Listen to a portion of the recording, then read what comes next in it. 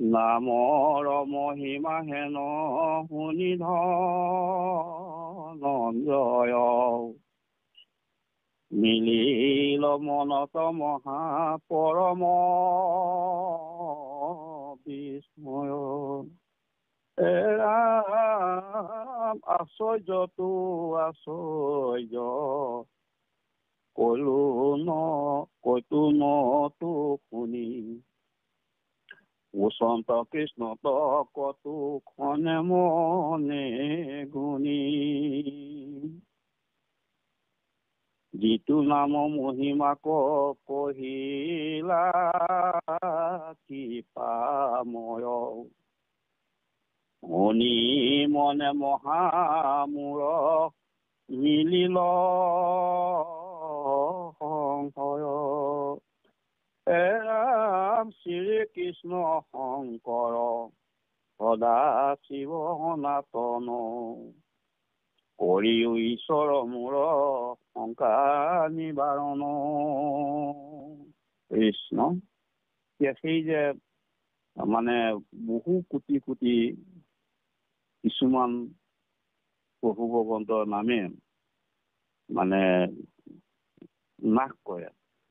সেই কথাখিনি শুনাৰ পাছত এতিয়া ধনঞ্জয় কৃষ্ণ সখা আৰু একান্ত ভকত তেওঁ মনত মহা মানে বিস্ময় মানে লাগিছে। তেওঁ আচৰিত হৈছে, বিস্ময় মানে আচৰিত হৈছে যে কৈছে কি আশ্চৰ্যতকৈ আশ্চৰ্য কথা, যিটো কথা মই কতো শুনাই নাই, যে নামৰ ইমান মহিমা আছে। গতিকে এতিয়া মই সেই কথাটো তেওঁ মনতে ভাবি ভাবি কৃষ্ণক মানে সুধিছে যে ইমান আশ্চৰ্য প্ৰভু ভগৱন্তৰ এটি নামে কেনেকে লক্ষ লক্ষ কোটি পাপ নাইকিয়া কৰিব পাৰে। গতিকে এই কথাটো তেওঁ মনত মানে ভাবি সুধিছে কৃষ্ণক যে যিটো নামৰ মহিমা তুমি প্ৰভু কৃপাময় কলা, মই শুনি পেলাই মনত মহা সংশয় হৈছে, সন্দেহ হৈছে। হে কৃষ্ণ, হে শংকৰ সদাশিৱ সনাতন, তুমি মোক সেই মোৰ মনত যি সন্দেহ ভাৱ আহিছে বা সংশয় ঘটিছে, সেইখিনি তুমি মোক দূৰ কৰা। কৃষ্ণ, শ্ৰীকৃষ্ণ শংকৰ সদাশিৱ সনাতন এই নামেও কৃষ্ণক মানে নামাকৰণ কৰা হয়। সনাতন সদায় থাকে, সদাশিৱ সদায় মংগলময়। গতিকে সেইকাৰণে কৃষ্ণক সেই ধৰণে সম্বোধন কৰিছে অৰ্জুনে। আৰু সেই কৃষ্ণ ঈশ্বৰ, তুমি মোৰ মনৰ শংকা বা সন্দেহ তুমি দূৰ কৰিব লাগে।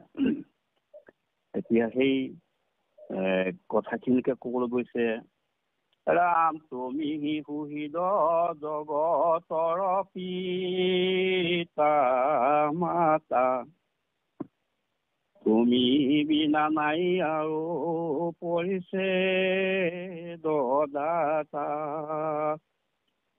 ৰামিতো অতি অল্প নাম দুগুটি অক্ষৰ, ইমতে হৰিবে পাপ অনেক জন্মৰ। প্ৰভু কৃষ্ণ, তুমি মোৰ একেবাৰে সুহৃদ বান্ধৱ, মানে একে হৃদয়ৰ হলে সুহৃদ ভাল সম্পৰ্ক থকা, নলে গলে লগা। আৰু তুমি মোৰ জগতৰ পিতা মাতা, গোটেই জগতখন সৃষ্টি প্ৰভু ভগৱন্তৰ পৰাই হৈছে। গতিকে প্ৰভু ভগৱন্ত নোহোৱা হলে মানে প্ৰকৃতিৰ যোগেদি এই সংসাৰখনো সৃষ্টি নহলহেঁতেন। কাৰণ প্ৰকৃতিৰ লগত প্ৰকৃতিৰ ইউনিট মহাজনী বুলি কোৱা হৈছে, তাত মানে প্ৰভু ভগৱন্তই পিতাৰূপে বীৰ্য প্ৰদান কৰাৰ পাছতেহে এই বিনন্দীয়া পৃথিৱীখনৰ সৃষ্টি হৈছে। সেইকাৰণে প্ৰভু তোমাৰ বাহিৰে এই যে মোৰ মনত সন্দেহ উপজিছে তাক নিশ্চয়কৈ মানে কৈ দিয়া দ্বিতীয়জন আৰু নাই। গতিকে প্ৰভু ভগৱন্তৰ দুইটি নাম কৃষ্ণ বা হৰি ৰাম, এনেকে কৃষ্ণৰ নাম দুইটি আখৰে সংযোজন কৰা হয়। গতিকে এই দুইটি আখৰৰ নামেই কেনেকে অনেক জন্মৰ পাপ নাইকিয়া কৰিব, এইটো মানে সন্দেহ হৈছে। বিশেষকৈ কৃষ্ণ নামৰ কথা ক'বলৈ গৈছে। ৰাম কোটি কোটি তীৰ্থ যাক নপাৰে লালিতে, যাক নাথে কোটি কোটি মহাপ্ৰায়চিতে, ৰাম হেন পাপ হব শান্তি, আছে দামে দামে, তাপ সংহৰিবে কেন মতে কে নামে।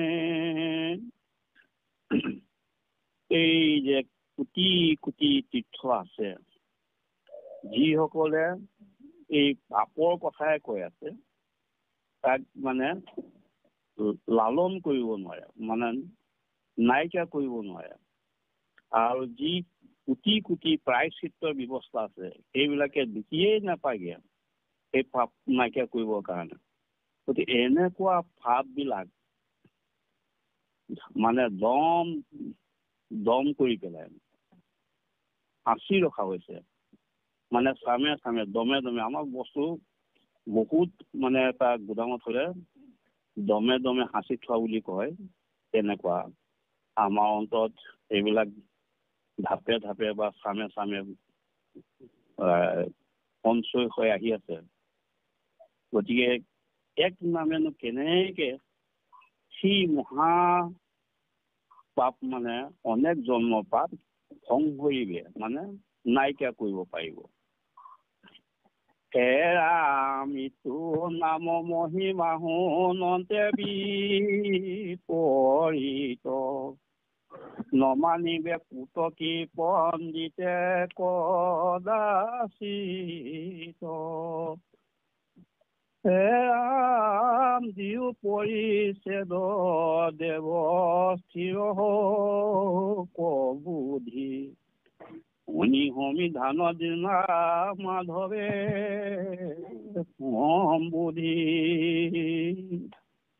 এইটোতো বৰ আচৰিত মানে নাম, মৰ মহিমা, যে কৃষ্ণ নামে বা দুটি আখৰৰ কৃষ্ণ নামে অনেক জন্ম পাপ মানে নাইকিয়া কৰিব পাৰে। এইটো শুনোতেতো আচৰিত মহিমা কৃষ্ণ।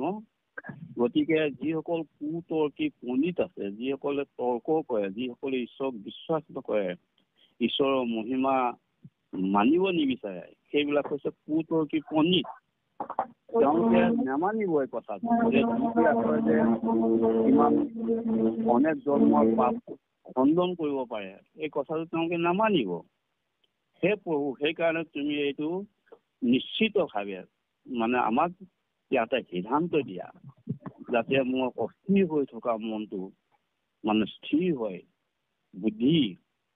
বুদ্ধিৰ কথা কৈছে। বুদ্ধি মানে আমাৰ মনটো চাৰিটা ভাগ আছে, মন, বুদ্ধি, অহংকাৰ, চিত। গতিকে এই বুদ্ধিটো হৈছে আমাৰ জ্ঞান, আমাৰ বিবেক, আমাৰ বিভেদ কৰিব পৰা, ভাগ কৰিব পৰা, ভাল বেয়া বিচাৰ বিবেচনা কৰিব পৰা শক্তিটো হৈছে বুদ্ধি, এইটো হৈছে জ্ঞান। গতিকে সেইটো মোৰ যাতে স্থিৰ হয়, মই ধৰিব পাৰোঁ যে কথাটো এইটো হয় এইটো নহয়, এনেকুৱা সংকল্প বিকল্প। গতিকে এই কথাখিনি শুনাৰ পাছত যেতিয়া অৰ্জুনে প্ৰশ্ন কৰিছে কৃষ্ণক, তেতিয়া প্ৰভু ভগৱন্ত মাধৱ বা কৃষ্ণই অৰ্জুনক সম্বোধন কৰিছে আৰু তাৰ উত্তৰ দিবলৈ আগবাঢ়িছে। কৃষ্ণ ৰাম মোৰ নাম ৰাজা যত, ধৰ্মৰ উপৰি আন ধৰ্ম নহিয়াৰ কিংকৰ কুহৰি, ৰাম হেন নামে পাৰ হেন সিদ্ধিশালী পাক পৰিৱেশক নমতে সেৱা কৰ্মতাক। হে অৰ্জুন, মোৰ নাম হৈছে যিমান ধৰ্মবিলাক আছে তাৰ ওপৰত ৰজা। যেনেকৈ ৬১ সম্ৰাট বা ৰাজ চক্ৰৱৰ্তী, তাৰ ওপৰত আৰু কোনো নাথাকে। আৰু যিমান ধৰ্ম আছে সেই সমস্ত ধৰ্মৰ ওপৰত কৃষ্ণ নামৰ যিটো ধৰ্ম সেইটো ৰজা। আন ধৰ্ম যিমানবিলাক আছে, যে ঘৰত যেতিয়া এজন বনুৱা থাকে সেইজনৰ সমানেই হ'ব নোৱাৰে, ইমান তলত। গতিকে সেই নামে সকলো সিদ্ধি কৰিব পাৰে। আৰু কেনেকে কৰে, তাৰ সেৱা ধৰ্ম কি, সেই কথাটো শুনা কৈছে। হে ৰাম শিকাই যে সাধিব পাৰ আপুনি নিপতি, তাক লাগি আছ কিবা ভিতৰ শকতি। হে ৰাম মহামত সিংহে কৰৈ, যতে কবি কম, তাক কি কৰিবে ক্ষুধ নিগহুয়া মম। যে কি কাৰ্য সাধিব পাৰে সেই ৰজা, আপুনি তাক নিজে মানে এই কৃষ্ণৰ শক্তি কিমান আছে সেইটো শুনা কৈছে।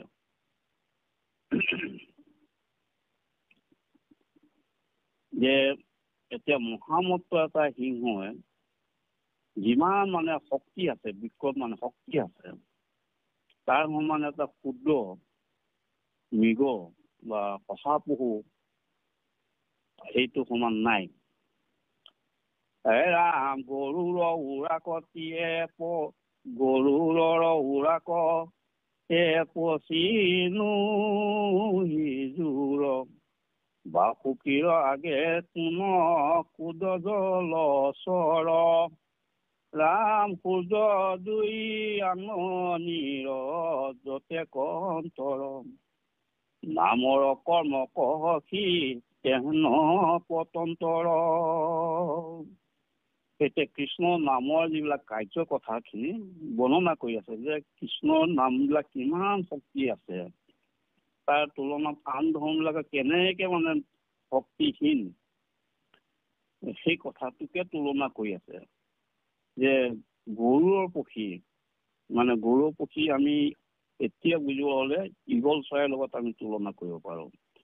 গতিকে সেই গৰু পক্ষীৰ লগত যিমান মানে শক্তি আছে, তাৰ লগত ফেৰ মাৰিব পৰা, জোৰ দিব পৰা টেপচি চৰাই নাই। টেপচি চৰাই আমাৰ টিপচি বুলিও কয়, টেপচি একেবাৰে ক্ষুদ্ৰ মানে পক্ষী, চৰাই পোৱালিৰ নিচিনা, যদিও বয়সত ডাঙৰ হলেও এই ঘৰ চিৰিকাৰ নিচিনা ক্ষুদ্ৰ আকাৰ কলেবৰ। গতিকে ঈগল চৰাই গোটেই অন্তৰিক্ষ গুচি যাব পাৰে, যিটো গৰু বুলি কোৱা হৈছে। তাৰ লগত ফেৰ মাৰিব নোৱাৰে। কেনেকে ফেৰ মাৰিব কৈছে, নোৱাৰে। তেনেকে বাসুকী হৈছে সৰ্পবিলাকৰ ভিতৰত ৰজা, একেবাৰে ডাঙৰ। গতিকে সেই বাসুকীৰ লগত অন্যান্য যিবিলাক জলচৰ আছে সেইবিলাক কেনেকে ফেৰ মাৰিব পাৰিব, কি তেওঁলোকৰ শক্তি আছে। জলচৰ আমাৰ একেবাৰে পানীত মানে তিমি মাছৰ পৰা একেবাৰে ক্ষুদ্ৰ সেই সৰু সৰু লালুকিলৈকে সেই কথাবিলাক, কিন্তু সেই সমস্ততকৈ আকৌ বাসুকী শক্তিটো আটাইতকৈ বেছি। তাৰ আগত এই জলচৰবিলাকে একো মানে কৰ্ম কৰিব নোৱাৰে বাসুকী সমান। তেনেকে সূৰ্যৰ যিটো মানে ৰশ্মি, যিটো শক্তি, সেই শক্তিটো জুই আঙঠা এটা যেনেকে অন্তৰ, জুই সূৰ্যই গোটেই পৃথিৱী উত্তাপ দিয়ে, পোহৰ দিয়ে, আৰু তাৰ তুলনাত জুই আঙুঠি এটাই কেতিয়াও সেই কামটো কৰিব নোৱাৰে। এই যিটো সূৰ্য আৰু জুই আঙুঠিৰ পাৰ্থক্য, অন্ত মানে পাৰ্থক্য, তেনেকুৱা ধৰণে কৃষ্ণ শক্তি আৰু অন্যান্য ধৰ্মবিলাকৰ দুই আঙুঠিৰ নিচিনা শক্তি, গতিকে অতি ক্ষুদ্ৰ। গতিকে নামৰ কৰ্মবিলাকৰ পাৰ্থক্যবিলাক কেনেকৈ হ'ল? কৃষ্ণ নামৰ যিটো কৰ্ম আমি কৰোঁ, কৰ্ম মানে ভক্তি কৰোঁ, নাম আমি শ্ৰৱণ কৰোঁ, কীৰ্তন কৰোঁ, স্মৰণ কৰোঁ, বন্দন কৰোঁ, এইবিলাক হৈছে কৃষ্ণ নামৰ কৰ্ম। এই কৰ্মবিলাকৰ যিটো শক্তি, সেই শক্তিটোৰ যিটো উদাহৰণ, সেইটো আগত দেখুৱাই দিয়া হৈছে। তেনেকুৱা ধৰণৰ বুলি কৈছে, হে ৰাম জৈত নাহি মোৰ নাম পূজৰ উদয়, তৈতেহে প্ৰকাশে তপ জপ জয়, তথাপি পৈতয় যদি নাহিকে তোমাৰ, কৰো তেবে শুনা হেৰা সত্য অংগীকাৰ। হে অৰ্জুন, য'ত মোৰ নামৰ সূৰ্যৰ প্ৰকাশ নাই, উদয় নহয়, য'ত নাম সূৰ্য প্ৰকাশ নহয়, আৰু তাতেহে মানে সব চব যাগ যজ্ঞ এইবিলাক মানে চৰ্চা হয় বা সেইবিলাক কৰে, প্ৰকাশ কৰে, মানে সেইবিলাকৰ কৰ্মবিলাক সম্পাদন কৰি থাকে। য'ত নাম নাথাকে, য'ত সূৰ্য নিচিনা শক্তিশালী নাম নাথাকে। গতিকে তথাপিতো এই কথাখিনি মই যিখিনি কথা কৈছো, সেইখিনি কথাৰ পিছত তোমাৰ বিশ্বাস হোৱা নাই, প্ৰত্যেক মানে বিশ্বাস হোৱা নাই, তেতিয়াহ'লে মই সেইটো যে সত্য হয় তাৰ কাৰণে মই অংগীকাৰ কৰিছো, প্ৰতিজ্ঞা কৰি কৈছো, শপত খাইছো কৈছে। অযুত সূৰ্যৰ জ্যোতি কীৰ্তি শিৰৰ, হাতৰ ওপৰক তুলি ধৰি দামোদৰ, বুলি লত মহা আড়ম্বৰে নাৰায়ণে, পৰশু শপতময়ী নামৰ কাৰণে। হে অৰ্জুন, এই যে মোৰ মূৰত যিটো কীৰ্তি আছে, সেই কীৰ্তিটো অযুত সূৰ্যৰ নিচিনা প্ৰজ্বলিত পোহৰ জিলিকি আছে। অযুত মানে লক্ষ্য এটা হিচাপ। গতিকে ইমান উজ্জ্বল কীৰ্তি মূৰত কৃষ্ণই পৰিধান কৰি থাকে, আৰু সেই কীৰ্তি ওপৰলৈ হাত তুলি পেলাই প্ৰভু ভগৱন্তৰ দাম মানে ৰছী, এই যে যেতিয়া যশোদাই পেটত বান্ধিছিলে, উদৰ মানে পেট, সেইকাৰণে দামোদৰ বুলি কোৱা হয়।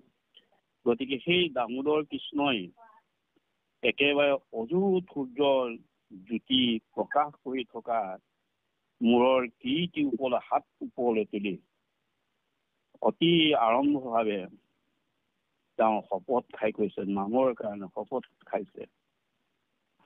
সৈতে সৈতে সৈতে সৈতে সৈতে নিশা মানি,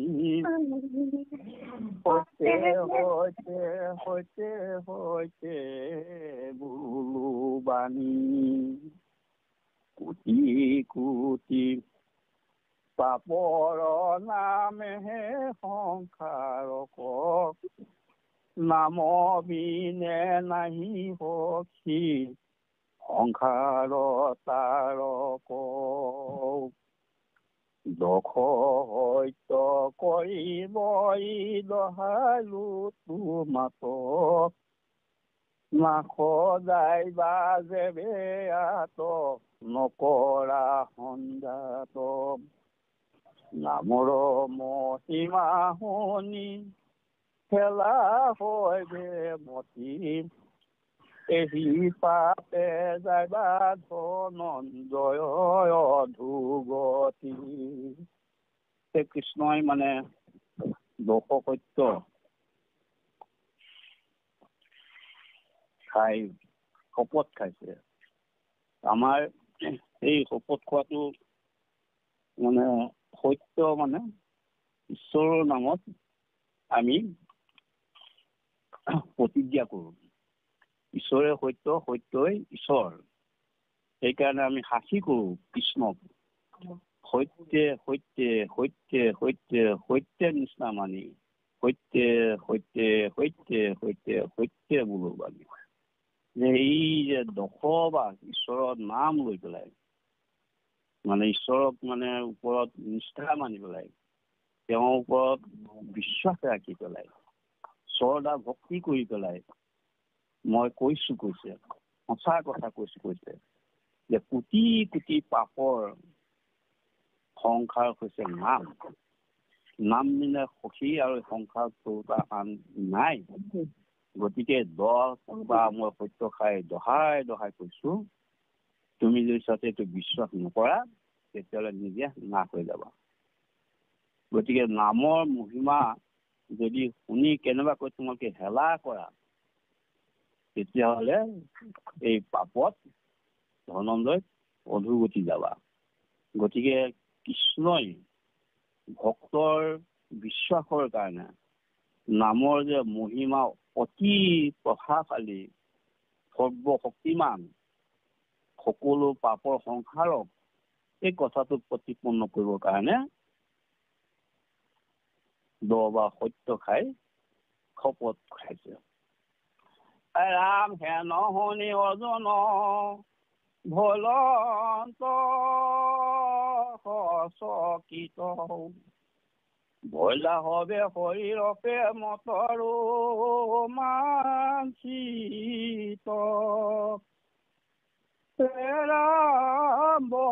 বহয়লোতক দুই নেতৰ নিগৰি, কৰিলা কৃষ্ণক নতি দণ্ডৱতে পৰি। সেই যে 10 সত্য খাই কৃষ্ণই কোটি সূৰ্যৰ জ্যোতিত প্ৰজ্বলিত হৈ থকা শিৰৰ মুকুট পিঠিৰ ওপৰলৈ হাত তুলি যে 10 সত্য খালে, এইটো দেখি কৃষ্ণই মানে সচকিত হৈ গ'ল, আচৰিত হৈ গ'ল। আৰু তাৰ লগে লগে এই গোটেই কৃষ্ণৰ বাক্য, সেই শপত গ্ৰহণ কৰা যিটো আচৰিত দৃশ্য, তাক দেখি তেওঁ মনটো মানে সচেতন হৈ গ'ল। তেওঁ গোটেই শৰীৰ প্ৰেমে ৰোমাঞ্চিত হৈ গ'ল, আনন্দৰ হিৰখন বৈ গ'ল ভৰি তলৰ পৰা মূৰৰ কেশলৈকে। আৰু ইমান আনন্দত তেওঁ আপ্লুত হৈ গ'ল, তেওঁ হৃদয়ৰ গোটেই মানে বেয়া ভাৱ চিন্তা সেইবোৰ গলি পমি গৈ দুচকুৱে চকু পানী জৰ জৰকৈ নিগৰি গৈছে। আৰু তেওঁ কি কৰিছে, দণ্ডৱতে, যেনেকে লাঠি এডাল মাটিত পেলাই দিলে পোন হৈ যায়, তেনেকে হস্তাংগে কৃষ্ণক তেওঁ মানে সেৱা কৰিছে। তোমাৰ বাক্যত ভয় সুধিহ বিশ্বাস, আজিহে কৰিলা নাথ মোৰ নিজ দাস, এৰা কিনো কৃপা ময় তজু পঢ়িবো মহত, ভিত কহি খোৱা কৰি আপোনে শপত। হে প্ৰভু, তোমাৰ বাক্যত মোৰ সুধিব বিশ্বাস জন্ম হৈ গ'ল, আৰু আজিহে পৰা মই তোমাৰ নিজৰ দাস হৈ পৰিলো কৈছে। যে হে প্ৰভু, তুমি যে কি কৃপাময়, তোমাৰ মহত্ব কথা কেনেকে কম কৈছে। আৰু তুমি এনেধৰণে নিজে শপত খাই হলেও সত্য কথাখিনি, ভক্তি কথাখিনি, তোমাৰ সৰ্বশক্তি কথাখিনি ভকতক শিকাই দিয়া কৈছে। এৰা আমিতো প্ৰকাৰক সুজন্তা নাহি কেও, পাইবু কৈত হেন পুহি দেৱ এৰা পিতি যেন পুতক তাহা মহাহিত পৰমৰ শস্য মুত কৰিলা বিদিত। হে প্ৰভু, ইয়াৰ ওপৰত আৰু একো নাই কৈছে। মানে সুজনতা মানে জন্ম দিয়া, ভাৱ উদ্বেগ কৰি দিয়া, দিব পৰা আৰু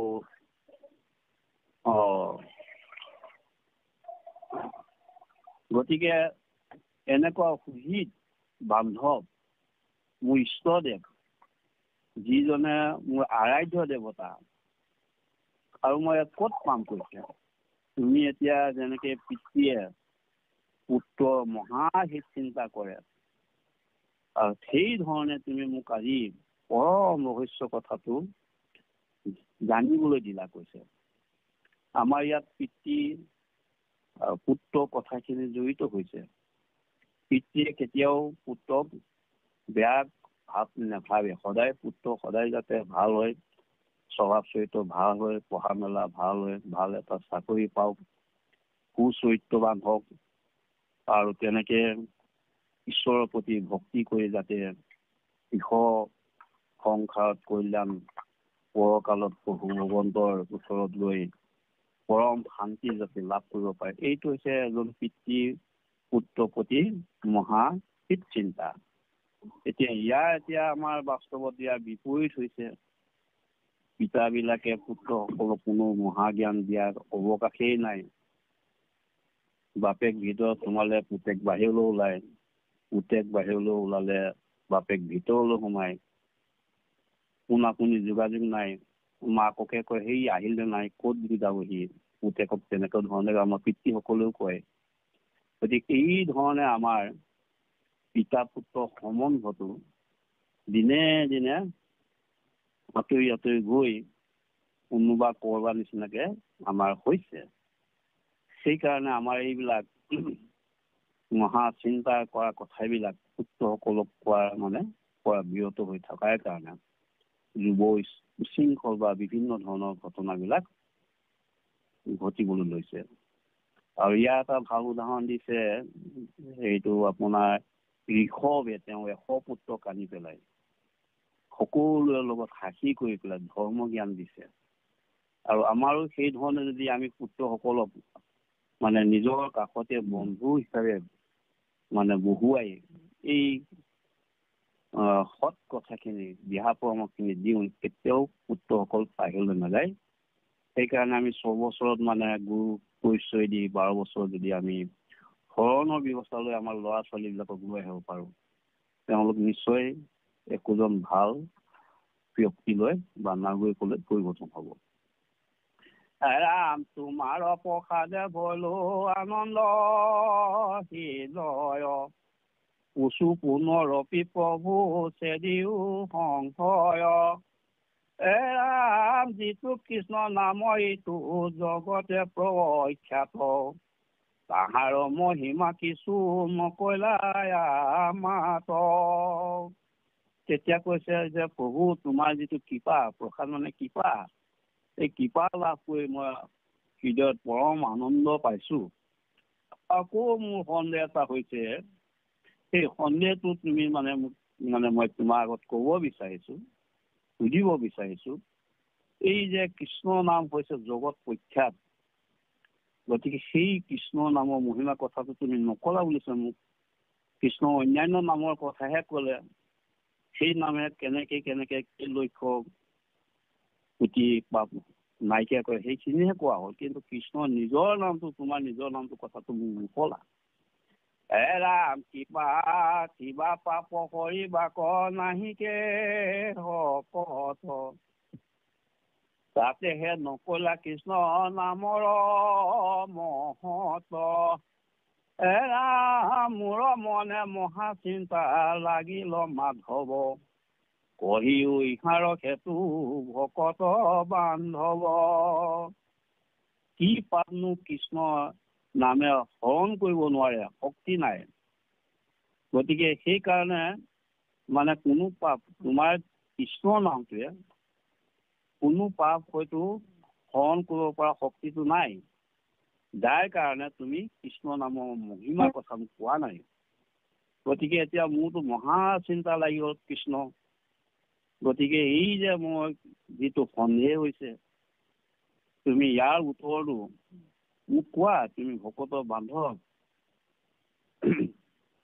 ৰাম গোবিন্দে বুলন্ত সখী শুনাচ ৰূপত, নজানো ইটো কৃষ্ণ নামৰ মহত, যদি হওঁ এন কোটি কোটি অৱতাৰ, তবু নাপায় অন্ত কৃষ্ণ নাম মহিমাৰ। যে এতিয়া এই অৰ্জুনৰ সন্দেহ পূৰ্ণ কথাখিনি শুনি তেতিয়া গোবিন্দ কৃষ্ণই কৈছে, হে সখী, আচলতে কথাটো শুনাচোন বোলে। এই কৃষ্ণ নামৰ যিটো মহত্ব কথা আছে, এই কথাটো মই নেজানোৱে কৈছে। মানে যদিও মই আজি কৃষ্ণৰ দৰে অৱতাৰ এয়া লৈ আছো, এনেকুৱা ধৰণৰ অৱতাৰ হিচাপে মই কোটি কোটি বাৰো মই ল'বলগীয়া হয়, তথাপিতো কৃষ্ণ নামৰ যিটো মহিমা কথা, সেই কথাখিনি কৈ মই অন্ত কৰিব নোৱাৰিম কৈছে। ইটো কৃষ্ণ নামত মহিমা আছে যত, কবে কহিবা কথা কনুহিকে শকত, ৰাম কৃষ্ণ নাম বলিষ্ঠ বিজৰ নাহি সীমা, এতেকে নকলো কৃষ্ণ নামৰ মহিমা। এই কৃষ্ণ নামত যিমান বিলাক মহিমা মানে যুক্ত হৈ আছে, আৰু সেই কথাখিনি মই তোমাৰ আগত কোৱাৰ মোৰ শক্তিয়ে নাই কৈছে। কৃষ্ণ নাম মহা বলিষ্ঠ বীৰ্যৰ, মানে বীৰ্য মানে যাৰ পৰা সৃষ্টি হ'ব পাৰে, শক্তি, বল, বীৰ্য, বিক্ৰম, এনেকুৱা ধৰণৰ কথা, অতি বেছি শক্তিবান। তাৰ কথাখিনি কৈ মানে সীমাই কৰিব নোৱাৰে, শেষ কৰিব নোৱাৰো। সীমা নাহি, সীমা মানে শেষ নাই। গতিকে সেইকাৰণে ইমান মানে কৈ কৈ কৈ কৈ কৈ কৈ অন্ত কৰিব নোৱাৰা, প্ৰকাশ কৰিব নোৱাৰা এই শক্তি কথা মই কৃষ্ণ নামৰ মহিমা কথা মই নকলো কৈছে। কৃষ্ণ কৃষ্ণ ওচৰে নবজে দেৱান, শুনা সখী কহু তাক কৰো যে নমান, এৰা মনে মনে কৃষ্ণ বোলে, যদি বাবে কত, তথাপি সদায় ভমু তাহাৰ লগত। এই তথাপিতো মানে কৃষ্ণ মহিমাৰ কথা অৰ্জুনৰ আগত কৃষ্ণই কবলৈ আৰম্ভ কৰিছে যে, সেই সখী শুনা, মই কওঁ যে কৃষ্ণ কৃষ্ণ বুলি যিজনে উচ্চাৰণ কৰে, কৃষ্ণৰ নাম কীৰ্তন কৰে বা কয়, যদি আন দেৱ দেৱতাক তেওঁ ভক্তি নকৰে, সেইজনক মই কেনেকুৱা ধৰণৰ মান কৰো, সন্মান কৰো, শুনাচোন কৈছে।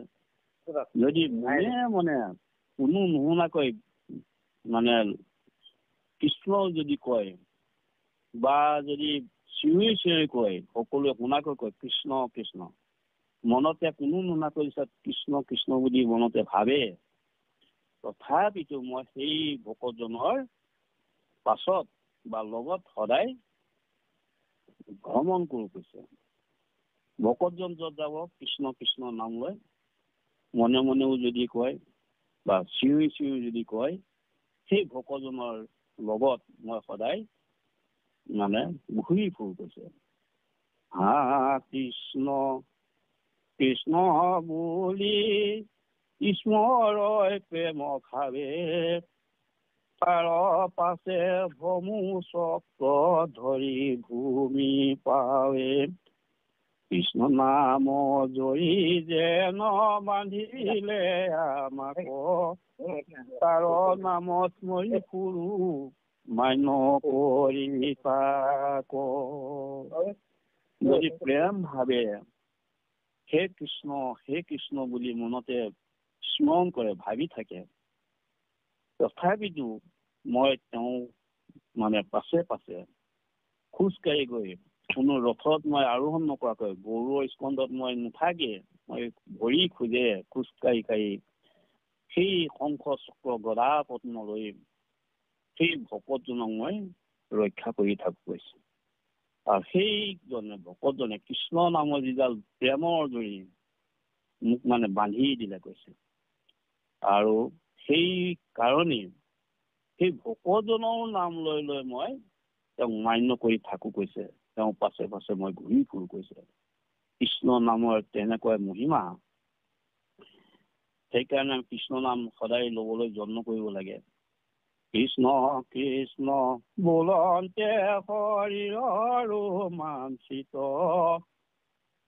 নেতৰ লুতক জয়ে জব হৈ চিত, ভকতিৰ আনন্দত আকুল হৃদয়, সিজনত গলো জানা আপুনি বিষয়। যিজনে কৃষ্ণ কৃষ্ণ কওঁতে তেওঁৰ শৰীৰ আনন্দত মানে শিয়ৰি উঠে, আনন্দৰ ঢৌ উঠে হৃদয়ৰ ভিতৰত, ৰোমাঞ্চিত মানে, আৰু চকু পানী তেওঁ জৰ জৰাই ওলাই যায়, তেওঁ হৃদয়খন মানে দবি যায়, তেওঁ বেয়া চিন্তা ভাৱনা এইবিলাক গলি কমি চকুৰ পানীৰে ওলাই গুচি যায়।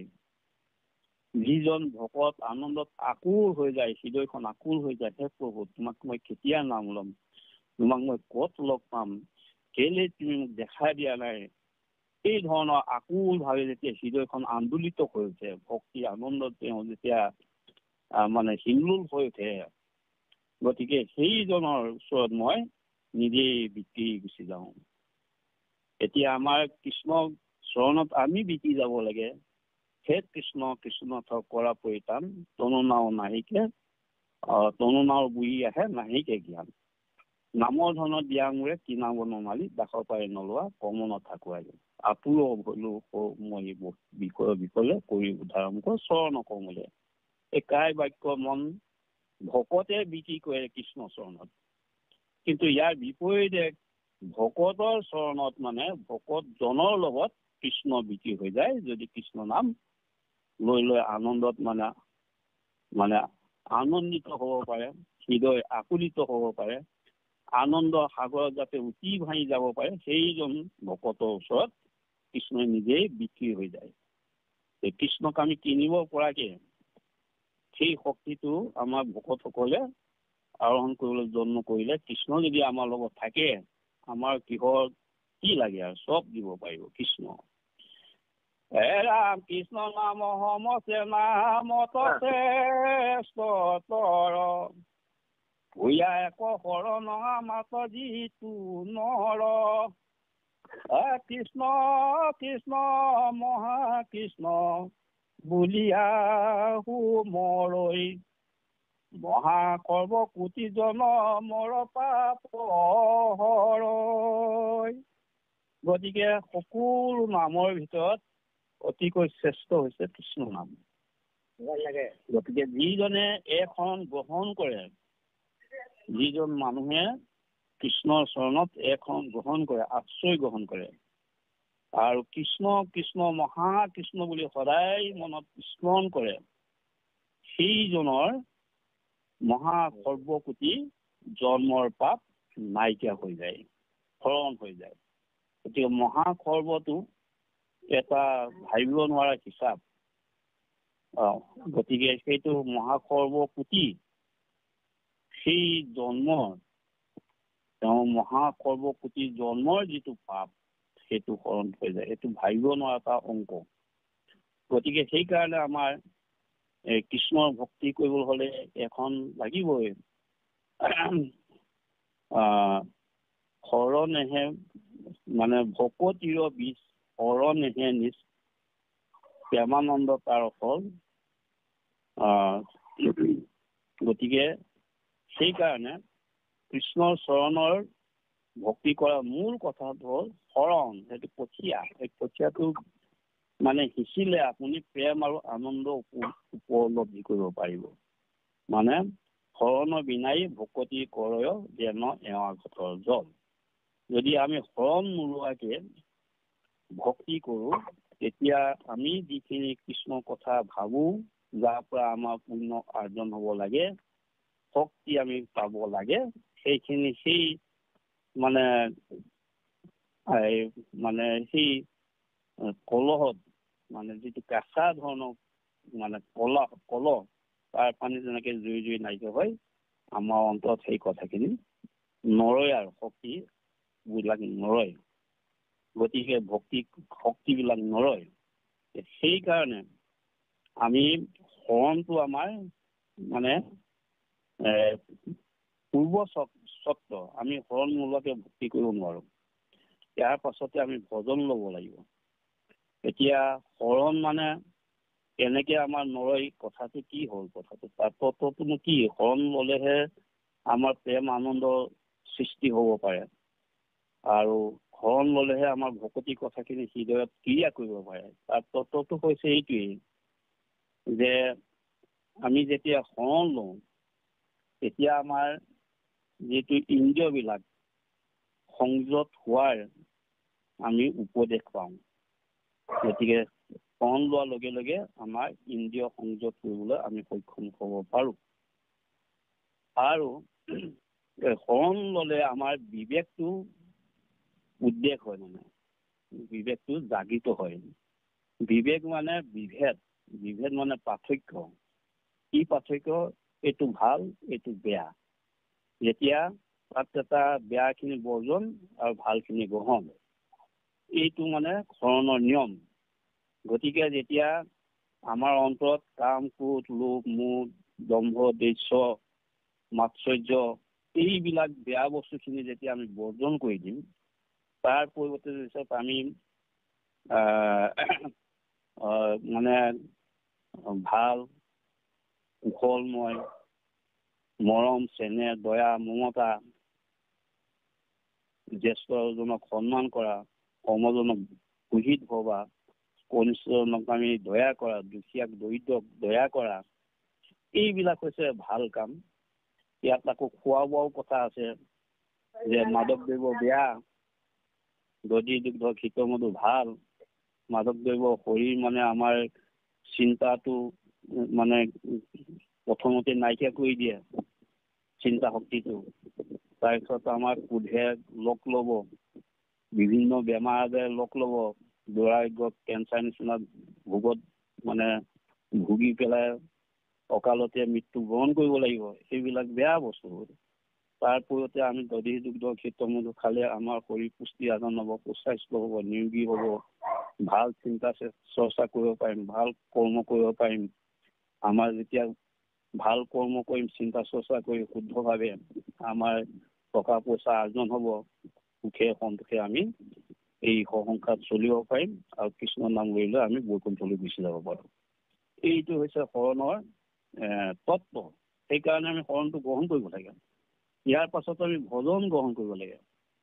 ভজনটো ইয়াত কথাটো উল্লেখ নাই যদি মই প্ৰাথমিকভাৱে কথাটো অলপ কৈ দিছোঁ, যে ভজন মানে কি হ'ল, আমাৰ এই দেহটোৰ ভিতৰত আকৌ 3টামান দেহ আছে নহয়, স্থূল দেহ, সূক্ষ্ম দেহ, কাৰণ দেহ।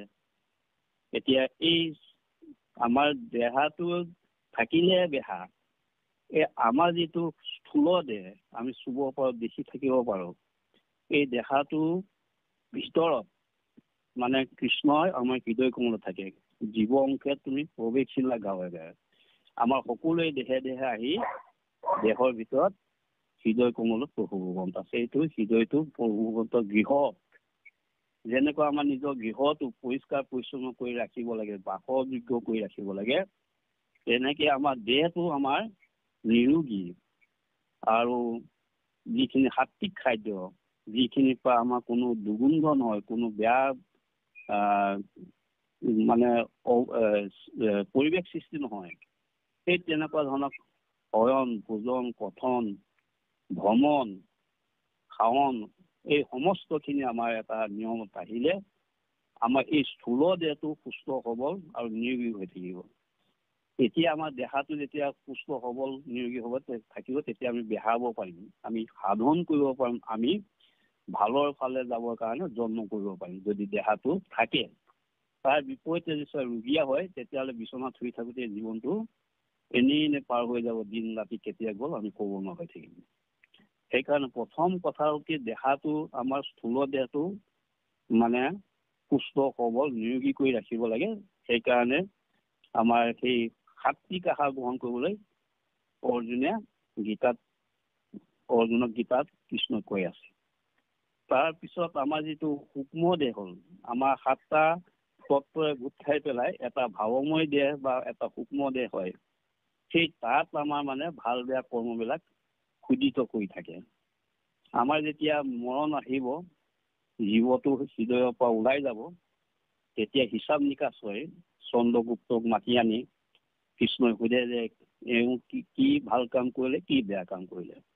এওঁক এতিয়া স্বৰ্গত বা বৈকুণ্ঠত যাবলগীয়াকৈ কাম কৰিলে নে নৰকত কষ্ট ভোগ কৰিবলগীয়া মানে পাপ কাম কৰিলে। তেতিয়া সেই অংকটো ওলাই পৰিব। যদি আপুনি ভক্তি কৰি লিংগ দেহটো ভংগ কৰিব পাৰে, তেতিয়া আপুনি বৈকুণ্ঠলৈ যাব পাৰিব। সেই লিংগ দেহটো আমাৰ ভংগ হ'ব লাগিব। ভকতিয়ে পুৰুষৰ লিংগ দেহ ভংগ কৰে, বিনা জন্মে মানে মুক্তি পায়, মুক্তি পালে বৈকুণ্ঠত যাব পাৰে।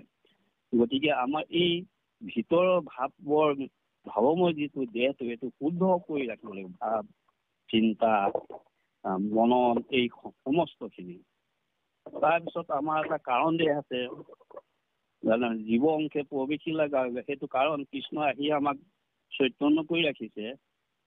গতিকে এই যেনেকে জান জুৰি নদ নদীবিলাক সাগৰ বাষ্পীভৱন হয়, যেনেকে ডাৱৰ হ'ল, বৰষুণ হ'ল, জান জুৰি নদ নদী সৃষ্টি হ'ল, আৰু এইবিলাকে য'ৰ পৰা উৎপন্ন হৈছিলে, সাগৰৰ পৰা হৈছিলে বাষ্পীভৱনৰ যোগেদি, আকৌ সেই সাগৰতে মিলিবলৈ তেওঁলোকে ঢাপলি মেলে।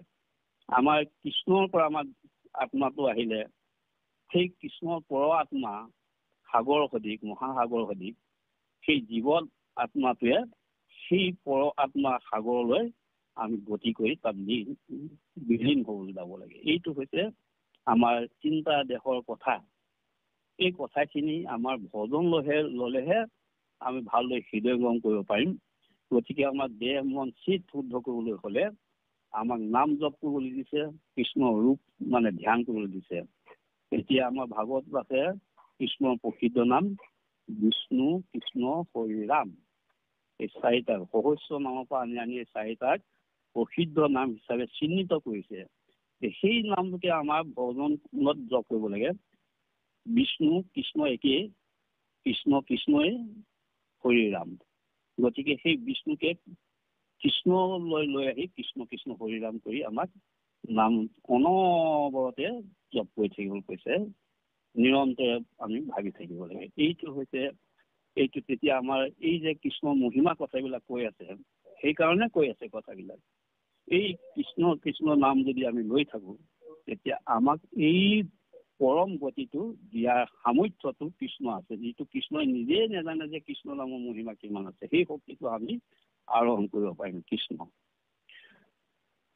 ৰাম শুনি কৃষ্ণত সুদন্ত ধনঞ্জয়, তোমাৰ বাক্যত প্ৰভু মিলিল সংশয়, বোলাহা ন জানো কৃষ্ণ নামৰ মহিমা, হিমতে কৰিলা পাপ কৰিবাৰ সীমা।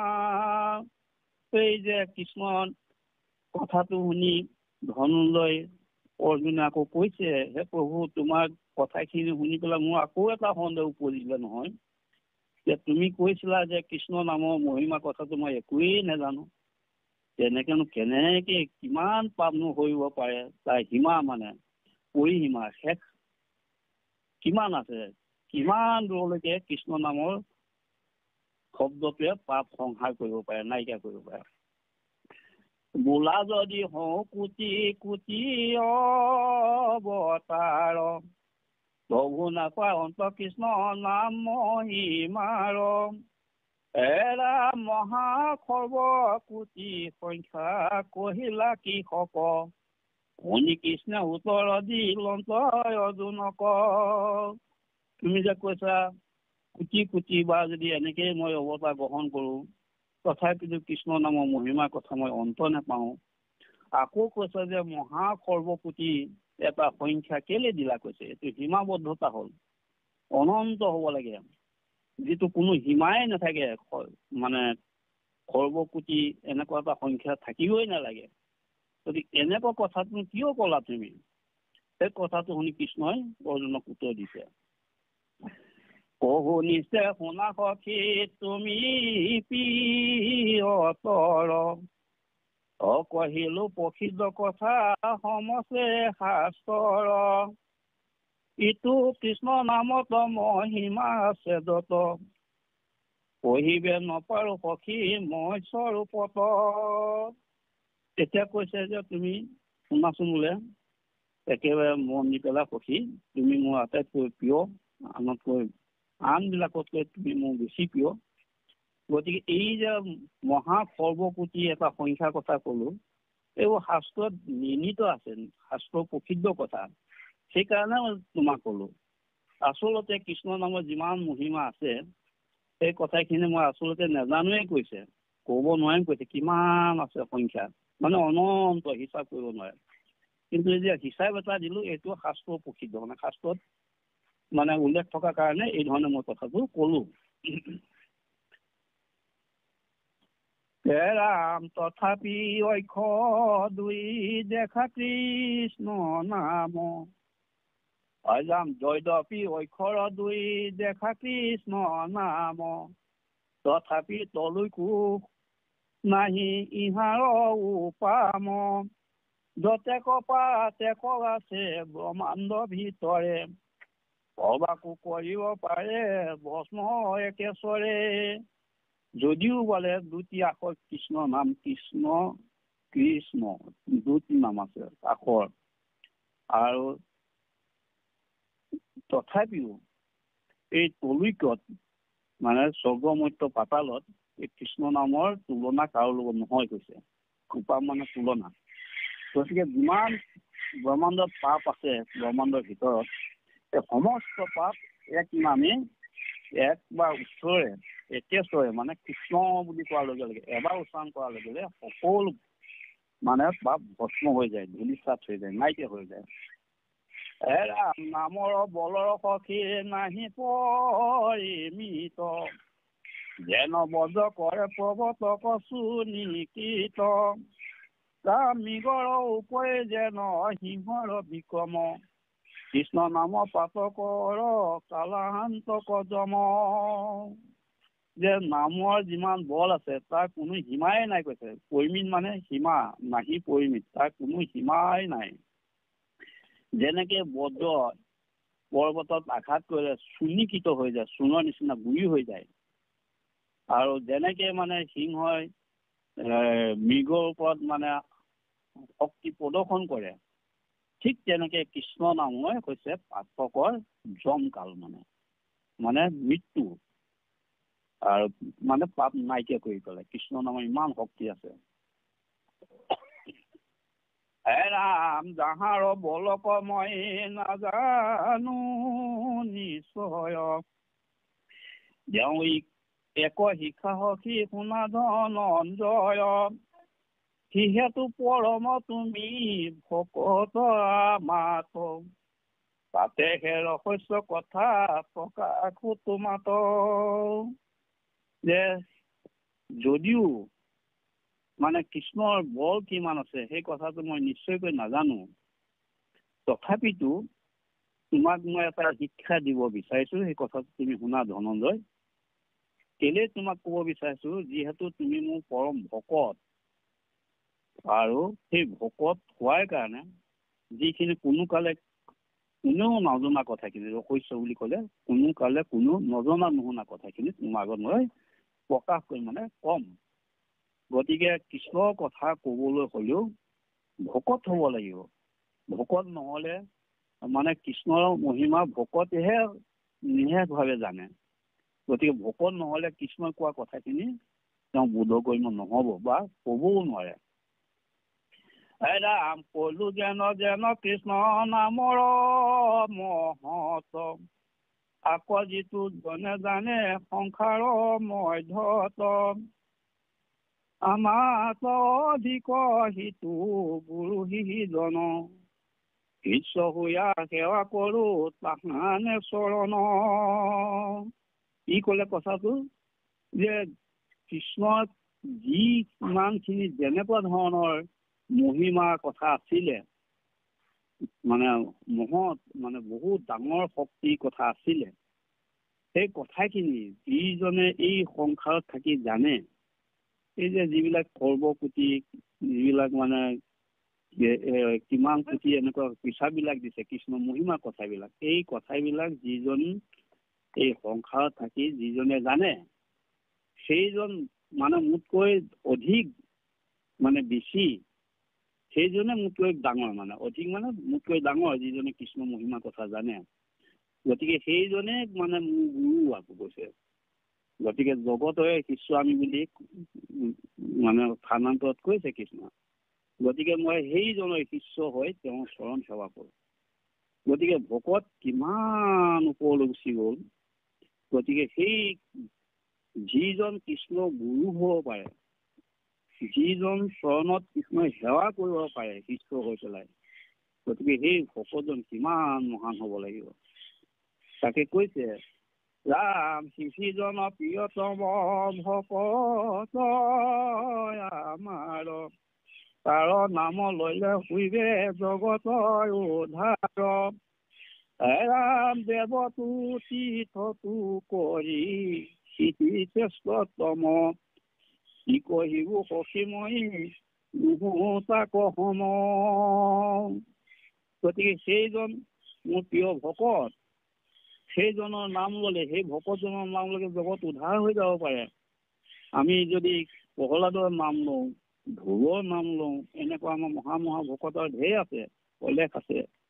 সেইসকলৰ নাম লোৱা মানে কৃষ্ণৰ নামৰ সৈতে সমাৰ্থক হৈ যায়। সেইজনৰ নাম ল'লেও জগত উদ্ধাৰ হৈ যাব পাৰে। গতিকে দেৱতাতকৈ তীৰ্থবিলাকতকৈ সেইজন হৈছে শ্ৰেষ্ঠতম, অতি বেছি শ্ৰেষ্ঠ, ওপৰত। আৰু গতিকে সেইজনৰ সমান আকৌ ময়ো হ'ব নোৱাৰো কৈছো। দেৱতা এইবিলাকো হ'ব নোৱাৰে, তীৰ্থবিলাকো হ'ব নোৱাৰে, আনকি ময়ো সেইজনৰ সমান হ'ব নোৱাৰো কৈছো। মোতকৈ শ্ৰেষ্ঠ হ'ল। গতিকে কৃষ্ণতকৈ বা দেৱতাতকৈ তীৰ্থতকৈ যদি শ্ৰেষ্ঠ যদি ভকত হ'ব লাগে, তেতিয়াহ'লে আমাৰ ভকতজন কপট আচাৰ, অসত্য আচৰণ, মানে অসামাজিক কাম, বেয়া স্বভাৱ চৰিত্ৰ, কাম, ক্ৰোধ, লোভ, মোহ, দম্ভ, দ্বেষ, অহংকাৰ, এইবিলাক মানে গুণ সকলো ত্যাগ কৰি সদায় তেওঁ শুভ চিন্তক, কৃষ্ণৰ প্ৰতি অগাধ ভক্তি, মানুহৰ প্ৰতি সমদৃষ্টি, সকলোকে দয়া মৰম কৰি নিজৰ প্ৰাণৰ নিচিনাকৈ ৰাখিব পৰা জন হ'ল ভক্ত। আৰু সেই পৰ্যায়লৈ আমি কেনেকৈ যাব পাৰোঁ তাকে চিন্তা কৰাটো আমাৰ এতিয়া ধৰ্ম, কৃষ্ণ। আৰু এই কথাটো যে দেৱতকৈ তীৰ্থতকৈ কৃষ্ণতকৈ অধিক শ্ৰেষ্ঠ, এই কথাটো যে সঁচা, এই কথাটোক লৈ কৃষ্ণ আকৌ শপত খাইছে। সৈতে সৈতে সৈতে সৈতে সৈতে সখী, কহিলো তোমাক মহাগোপকন ৰাখি, ছয় সত্য কইয়া কহিলো গোপ গুণ, জানি কৃষ্ণ নাম স্মৰা মাধৱ অৰ্জুন। আকৌ সভা সত্য খাই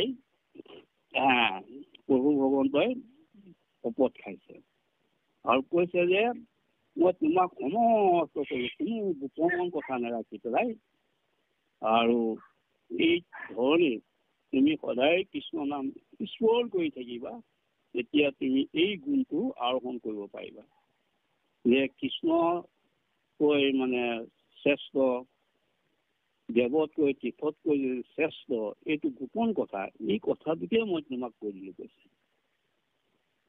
নাহি কতাৰতা কৃষ্ণ নামৰ সমান, যেবে এইটো কথাটো নপাতা তুমি কাণ, নাহি দুখ মূৰতে বে যাইবা অধুগতি, নকৰিবা জাত নামৰ নয় উৎপত্তি। সেইকাৰণে উদ্ধৱ আমাৰ অৰ্জুন পৰম বান্ধৱ এই কৃষ্ণ নামৰ যিটো তৰণৰ উপায় শক্তি তাৰ সমান আৰু দ্বিতীয় নাই। গতিকে তুমি এই কথাটো যদি কাণ নাপাতা যে এই কৃষ্ণৰ নাম সৰ্বশক্তিমান, এই কথাটো যদি তুমি কাণ নাপাতা বা মন নিদিয়া, এইটো দুখ হ'ব তোমাৰ। আৰু এই দুখৰ কাৰণে তুমি অধোগতি যাবা, মানে নৰক যাত্ৰা হ'ব, আৰু তুমি জীৱন আৰু মৰণৰ পৰা হাত সাৰিব নোৱাৰা। আমাৰ সদায় জগতত জগত মানে জগ জন্ম হ'ল আৰু গত গুচি গ'ল জগত। গতিকে জীৱন মৰণৰ যিটো আমাৰ চকুৰি, এই চকুৰিৰ যিটো যাতনা, জন্ম মৃত্যুটো আমাৰ দেখে এক দুখ যাতনা হয়। এই যাতনাৰ পৰা আমি কৰিব নোৱাৰিম কৈছে। মই হে ঈশ্বৰ কৃষ্ণ জগতৰ স্বামী, চৰাচৰ জীৱৰ নিয়ন্তায় অন্তৰ্যামী, দেৱে কৰা মোক হেন বুদ্ধি দনন্দয়, অল্পতে লভিবাহী দি নাহিকে সংশয়। মই সেই জগতৰ ঈশ্বৰ, মই স্বামী গৰাকী, যত দেখা চৰাচৰ হৰিময় নিয়ন্ত, মই সেই তেনেকুৱাজন। গতিকে চৰাচৰত জীৱৰ নিয়ন্তা ময়ে অন্তৰ্যামী, মই সকলো অন্তৰ কথা জানো। এতিয়া কেনেকে অন্তৰ কথা জানে? প্ৰভু ভগৱন্তই আমি ভক্তি কৰিলে আমাক নিষ্কাম ভক্তি কৰিবলৈ কৈছে, কোনো ফল বাঞ্ছা নকৰিবলৈ কৈছে। তেতিয়াহ'লে কেনেকে জানিব? এগৰাকী আই যদি পথাৰত বা অন্য কামত ব্যস্ত হৈ থাকে, তিনিমহীয়া কেঁচুৱাটো থাকে, তাইতো মাতিবও নাজানে, কৰিব নাজানে, কিন্তু আইগৰাকীয়ে কোন সময়ত কেঁচুৱাটো মানে ভোক লাগিছে সেই হিচাপটো জানে, আহি আকৌ গাখীৰ খুৱাই থৈ ল'ৰাটোক মানে এৰি যায়। তেনেকে প্ৰভু ভগৱন্ত অন্তৰ্যামী আমাৰ যিখিনি মানে প্ৰয়োজনীয় বস্তু লাগে, আমাক যিখিনি লাগে সেই কথাখিনি ঈশ্বৰে জানে, আমাক সময়ত দি থৈ যায়। গতিকে এই কথাটোকে তুমি ধনঞ্জয় তোমাৰ বুদ্ধিত গ্ৰহণ কৰা, জ্ঞানত তুমি এই জ্ঞানটো লাভ কৰা, আৰু এই ধৰণে কৰিলে তুমি অলপতে মানে জন্ম কৰিলে অকণমান ঈশ্বৰৰ ভক্তি কৰিলে তোমাৰ সকলো সিদ্ধি হ'ব। ইয়াত কোনো সন্দেহ কৰিবলগীয়া কথা নাই।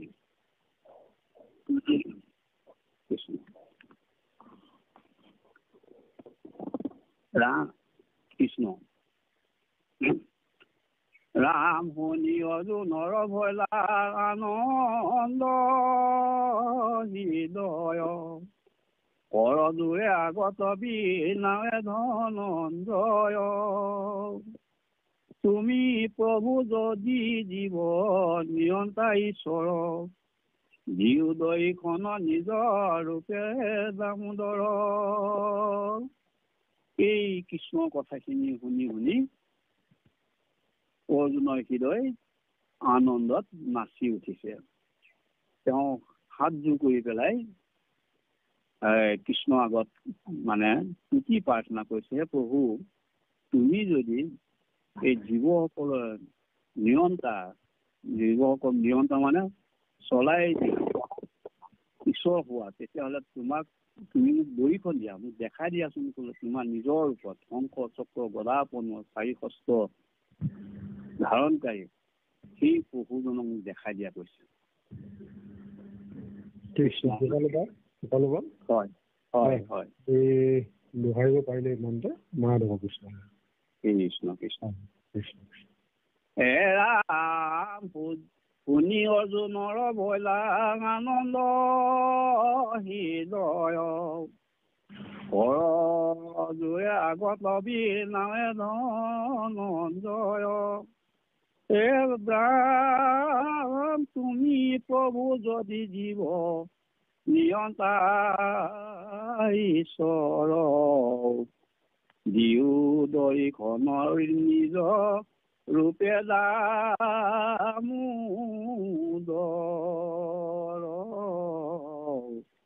হৰি ৰাম ৰাম ৰাম ৰাম জয় ৰাম জয় ৰাম জয় নাৰায়ণ জয় নাৰায়ণ জয় কৃষ্ণ কৃষ্ণ জয় জগতগুৰু শ্ৰীমন্ত শংকৰ জয় জগতগুৰু শ্ৰীমন্ত শংকৰ কৃষ্ণ হৰি হৰি ৰাম ৰাম অপৰাধ বিনাশন তদু নাম নাৰায়ণ জানি নামে পখিলো শৰণে আন গতি নাহিকে মৰণে অপৰাধ ক্ষমা কৰি তুমি দয়াশীল হৰি মোক ৰক্ষা কৰি ওচৰণে ৰাম মোক ৰক্ষা কৰি ওচৰণে কৃষ্ণ হৰি শ্ৰীমন্ত শংকৰ হৰি ভকতৰ জানা যেন কল্পতৰু তাহান্ত বিনাই নাই নাই নাই আমাৰ পৰম গুৰু তাহান্ত বিনাই নাই নাই নাই আমাৰ পৰম গুৰু কৃষ্ণ কৃষ্ণ হৰি হৰি ৰাম কৃষ্ণ কৃষ্ণ সেই জন্ম জন্মান্তৰৰ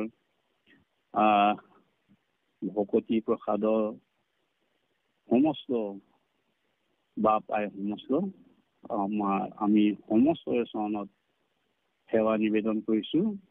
আপোনাৰ খবৰ আদেশ মৰ্মে আমি আমাৰ কাৰ্যখিনি পৰিচালনা কৰিবলৈ যাওঁতে ব্ৰহ্মদেশ্য অহংকাৰে আৱৰি ৰখাত অনেকখিনি আকৃষ্ট বহাতকৈ কোটি কোটি অপৰাধ হৈ গৈছে।